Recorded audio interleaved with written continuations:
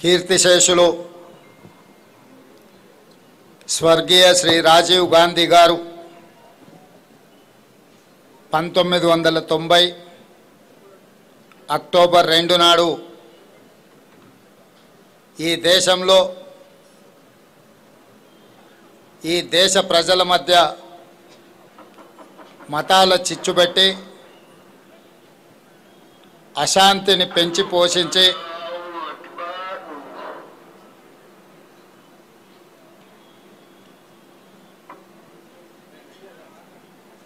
ఈ దేశం యొక్క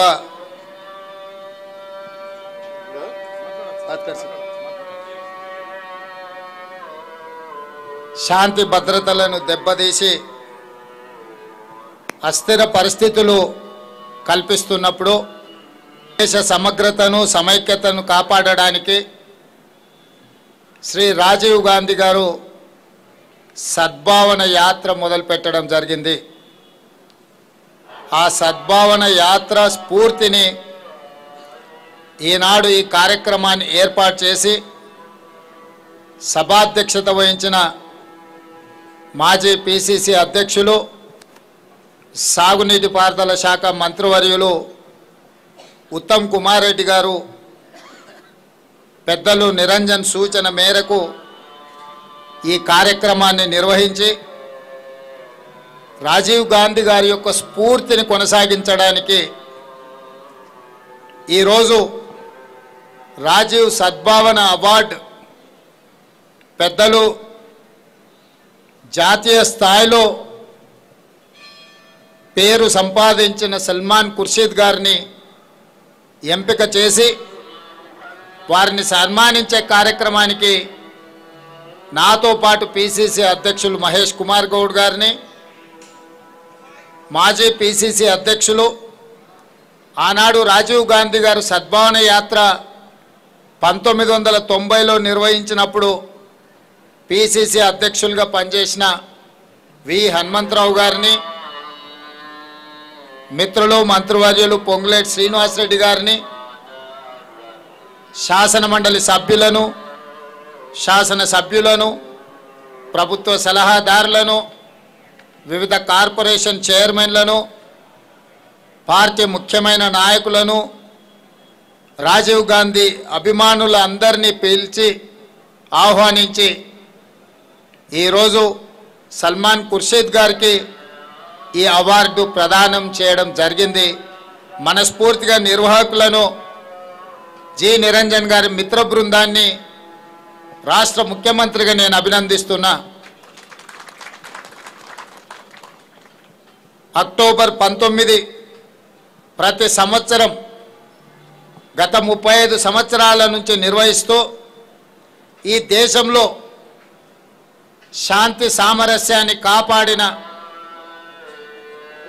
గాంధీ ఐడియాలజీని కొనసాగిస్తున్న వాళ్లకు ఈ అవార్డును ఇచ్చి రాజీవ్ గాంధీ యొక్క సద్భావన స్ఫూర్తిని కొనసాగించడానికి వారు శాయశక్తుల ప్రయత్నం చేస్తున్నారు. ఇంతకుముందు పెద్దలు ఉత్తమ్ కుమార్ రెడ్డి గారు చెప్పినట్టు గత పాలకులు అనుమతి ఇచ్చినా ఇవ్వకపోయినా అనుమతి ఇవ్వనప్పుడు పాలకుల మీద కొట్లాడి ఈ కార్యక్రమాన్ని వాళ్ళు నిర్వహిస్తూ వస్తున్నారు. ఈరోజు రాజీవ్ గాంధీ గారి గురించి చెప్పాలి అనంటే ఎన్ని రోజులు చెప్పినా కూడా సమయము సరిపోదు. ఈ దేశంలో గాంధీ అనే పదము భారతదేశానికి పర్యాయ పదం. భారతదేశంలో ఒక స్ఫూర్తి సాంప్రదాయము, అన్ని సమూహాల యొక్క కలయిక, అన్ని మతాల యొక్క సహజీవనము ఏ విధంగా స్ఫూర్తినిస్తుందో గాంధీ అనే పదము, గాంధీ కుటుంబం కూడా ఈ దేశానికి ఆ స్ఫూర్తినిచ్చింది. దేశ స్వతంత్రం కోసం బ్రిటిషర్స్కు వ్యతిరేకంగా కొట్లాడిన మహాత్మా గాంధీ గారి నుంచి మొదలు పెడితే 30 సంవత్సరాలు బ్రిటిషర్లకు వ్యతిరేకంగా కొట్లాడిన మహాత్మా గాంధీని బ్రిటిషర్స్ ఏమీ చేయలేకపోయినారు. కానీ స్వతంత్రం వచ్చిన తర్వాత కొద్ది నెలల్లోనే ఈ మతతత్వవాదులు మహాత్మా గాంధీ గారిని పొట్టన పెట్టుకున్నారు. వారిని హత్య చేసిండ్రు. అంటే మహాత్మా గాంధీ గారిని హత్య చేసిన వాళ్ళు బ్రిటిషర్స్ కంటే కూడా ప్రమాదకరమైన వ్యక్తులు అని చెప్పి ఈరోజు మనము చర్చించుకోవాల్సిన అవసరం ఉన్నది.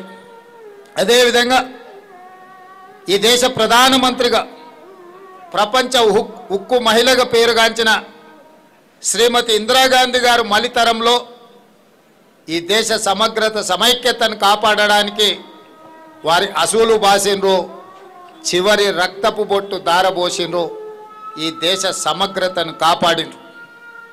వారి వారసత్వాన్ని వారి త్యాగాలను పులికిపుచ్చుకున్న రాజీవ్ గాంధీ గారు ఈ దేశ ప్రధానమంత్రిగా సేవలు అందించడమే కాదు, ఈ దేశ సమగ్రతను కాపాడడంలో, ఈ దేశంలో శాంతి భద్రతలను దెబ్బతీసి మత సామరస్యాన్ని దెబ్బతీసి దేశాన్ని విచ్ఛిన్నం చేయాలని చూస్తున్నప్పుడు సద్భావన యాత్ర చేయడమే కాదు, చివరికి దేశ సమగ్రతలో రాజీవ్ గాంధీ గారు కూడా తన ప్రాణ త్యాగం చేసిండ్రు.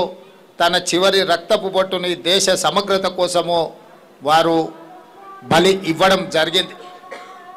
అంటే మొదటి తరంలో మహాత్మా గాంధీ గారు, రెండవ తరంలో ఇందిరాగాంధీ గారు, మూడవ తరంలో రాజీవ్ గాంధీ గారు ఈ దేశ సమగ్రతని కాపాడడానికి ప్రాణాలు అర్పించి వారు స్వర్గీయులై అమరవీరులై ఈ దేశాన్ని కాపాడినరు.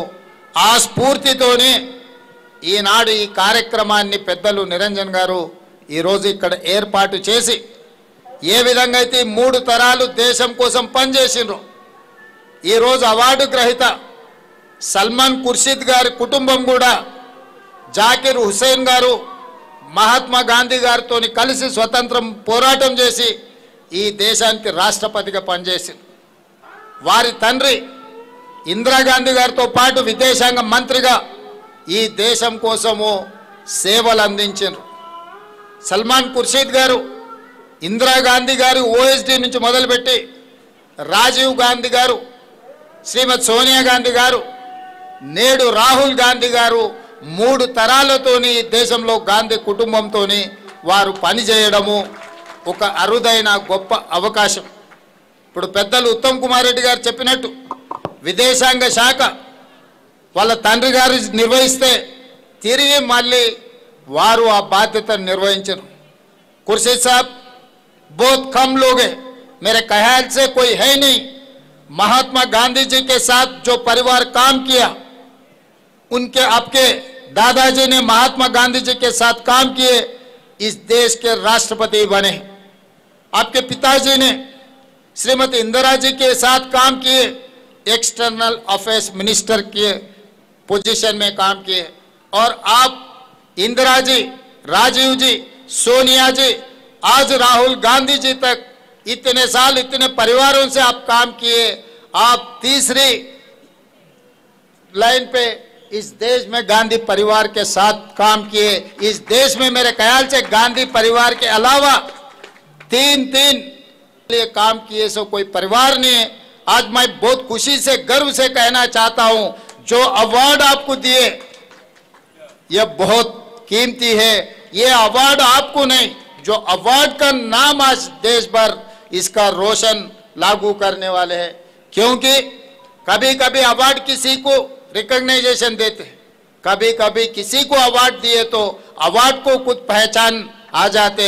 आज राजीव सद्भावन अवार्ड को इस देश में पहचान मिलने वाले हैं, क्योंकि आपके दादा, आपके पिताजी और आप इस देश के सेवा में आप लोग काम किए.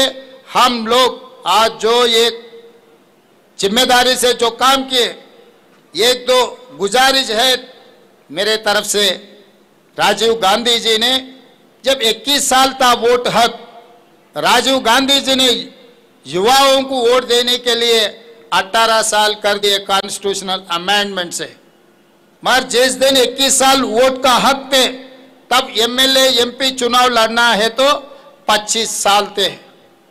मगर आज के तारीख में 21 साल में आईएएस आईपीएस बनकर इस जिले को, इस देश को चला रहे, तो तब एमएलए क्यों नहीं बन सकते 21 साल में?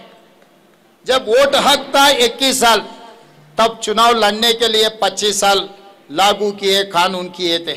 आज वोट हक 18 साल हो गए, इसीलिए हमारे तरफ से राजीव गांधी जी के याद में उन्होंने जो अमेंडमेंट किए, उनके याददाश्त में असेंबली चुनाव में 21 साल चुनाव लड़ने का कॉन्स्टिट्यूशनल अमेंडमेंट करना है।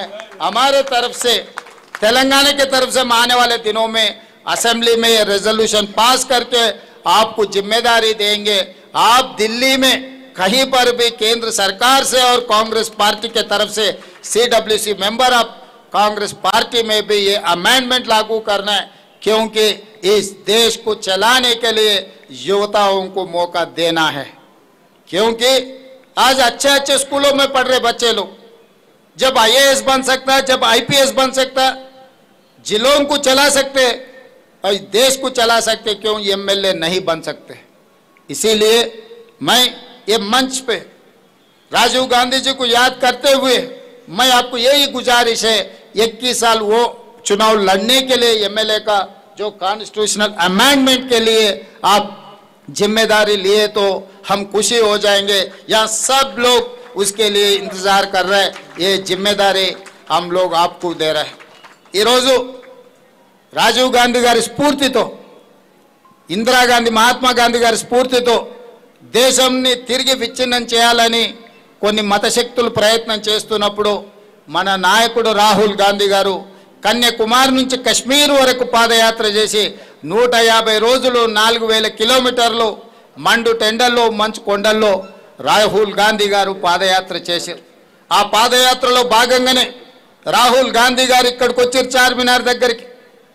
భారత్ జోడో యాత్రలో భాగంగా రాహుల్ గాంధీ గారు ఇక్కడికి వచ్చి ఎక్కడైతే రాజీవ్ గాంధీ గారు జెండా ఎగరేసినరో ఈ దేశ శాంతి భద్రతల కోసం, మత సామరస్యాని కోసం రాహుల్ గాంధీ గారు కూడా ఇక్కడనే జెండా ఎగరేసి ఇక్కడ ప్రజలకు మాట ఇచ్చిండు, తెలంగాణ రాష్ట్రంలో మీరు ప్రభుత్వాన్ని తీసుకురండి, మత సామరస్యాన్ని కాపాడడమే కాకుండా SC, ST, BC మైనారిటీల యొక్క హక్కులను కాపాడతాం, వాళ్ళని అభివృద్ధి పదం వైపు నడిపిస్తాం, సంక్షేమ పథకాలను వాళ్ళకు అందిస్తామని చెప్పి ఈ వేదిక నుంచే రాహుల్ గాంధీ గారు చెప్పడం జరిగింది।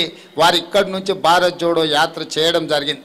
అందుకే ఈనాడు వారిని స్ఫూర్తిగా తీసుకొని తెలంగాణ రాష్ట్ర ప్రభుత్వం SC కేటగరైజేషన్ చేయడమే కాదు, BC కులగణన 100 సంవత్సరాల సమస్యకు ఈనాడు మనం పరిష్కారం చూపించడం జరిగింది।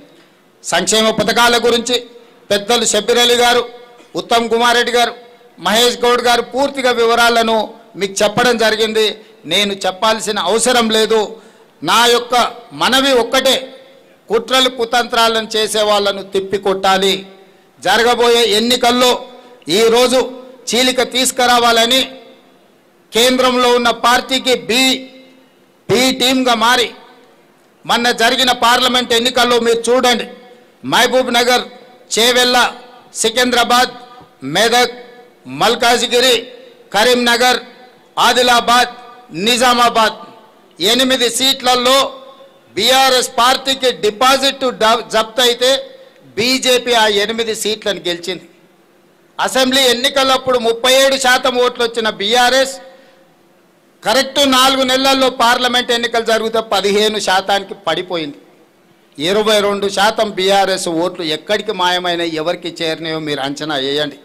ఎవరి మధ్యలో అవగాహన ఉన్నది, ఎవరిని ఎవరు బలపరుస్తున్నారు? ఇవాళ జూబ్లీ హిల్స్లో కూడా అదే తతంగాన్ని ఈరోజు కొనసాగించాలనే కుట్ర జరుగుతుంది। చీకటి ఒప్పందాలు ఉన్నాయి। ఇవాళ రిజర్వేషన్లు పొంచకపోవడానికి, ఈరోజు పేదలకు సహాయం అందించకపోవడానికి ఈరోజు వాళ్ళే కారణం। ఈ కుట్రలన్నిటిని దృష్టిలో పెట్టుకొని తెలంగాణ రాష్ట్రాన్ని అభివృద్ధి పదం వైపు నడిపిద్దాం। మీరందరూ, మనమందరం సల్మాన్ ఖుర్షీద్ గారికి ఈరోజు రాజీవ్ సద్భావన అవార్డు ఇచ్చిన సందర్భంగా పెద్ద ఎత్తున చప్పట్లతోని వారికి సన్మానం, కృతజ్ఞత తెలియజేయాల్సిందిగా కోరుకుంటూ మీ అందరి దగ్గర సెలవు తీసుకుంటున్న ధన్యవాదాలు మిత్రులారా।